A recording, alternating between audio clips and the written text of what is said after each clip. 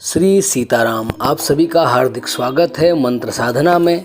मंत्र साधना के माध्यम से हम आपके बीच हर नई वीडियो में कुछ नए मंत्र, कुछ वैदिक, कुछ साबर, कुछ तांत्रिक, इस प्रकार के मंत्र आपको बताते हैं और सुनाते हैं, जिसके माध्यम से आप अपने जीवन में आई हुई समस्याओं को, मुश्किलों को आसानी से हल कर सकते हैं। आइए आज एक नया विषय लें कि अधिकतर साधक बहुत समय से साधना कर रहे हैं, लेकिन उनको साधना में सफलता नहीं मिलती।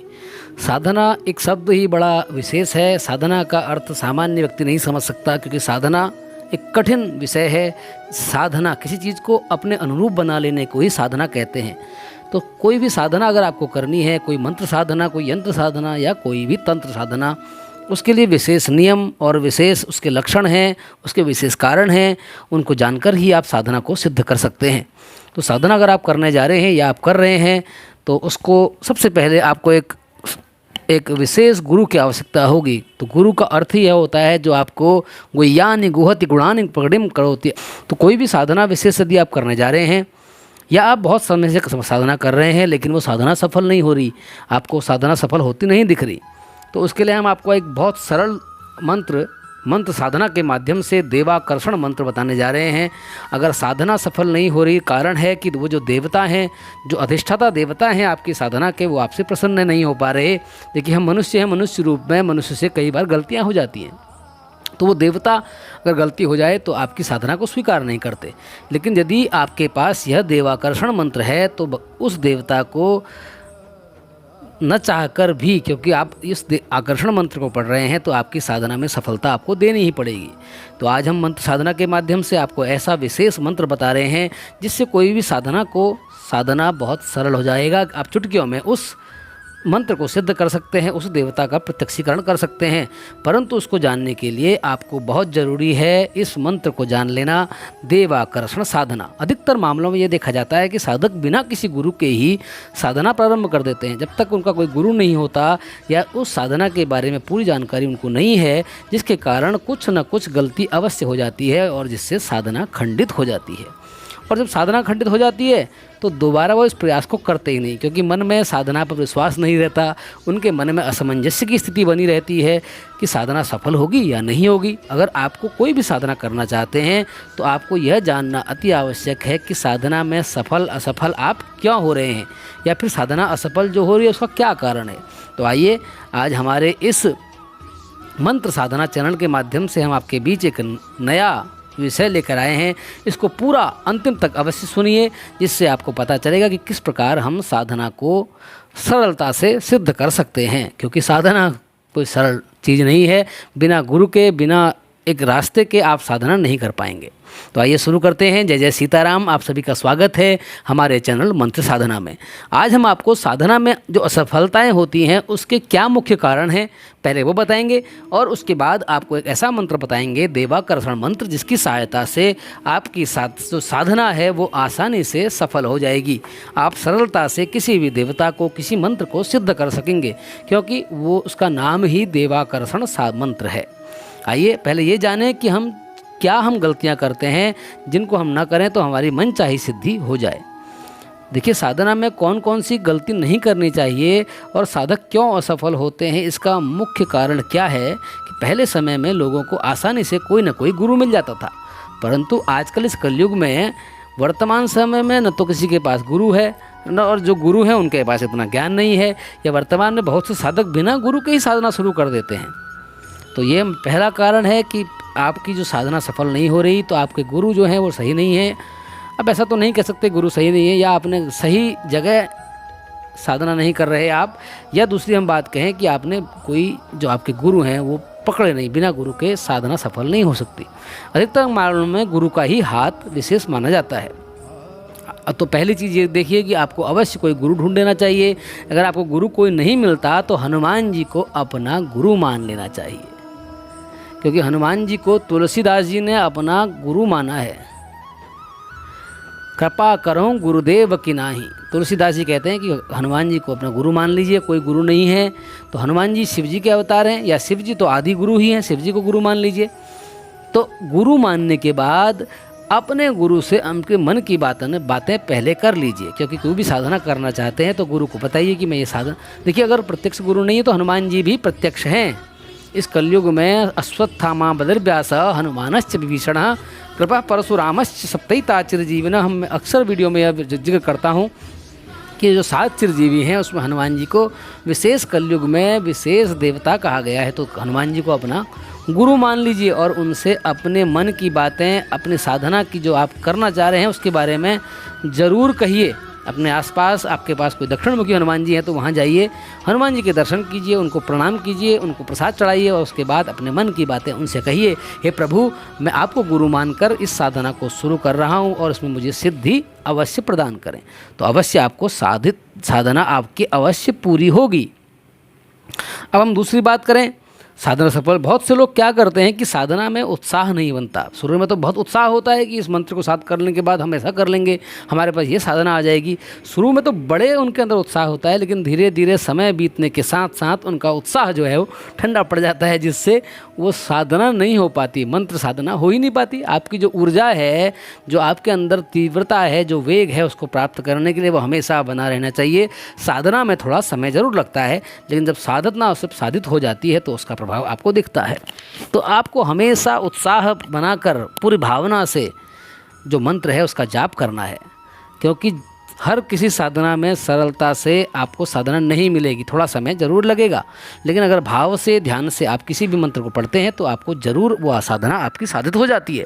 क्योंकि साधना करना बच्चों का खेल नहीं, अन्यथा सभी इस साधना को कर लेते सभी। तो साधना में विशेष आपको धैर्य की आवश्यकता है।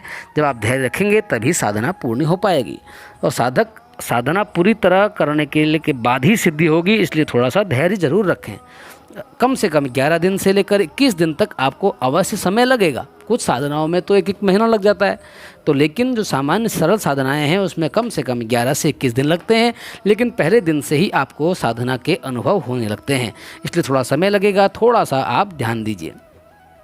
आपकी जानकारी के लिए एक चीज़ और बता दें कि साधना में कई बार असफल भी होना पड़ सकता है।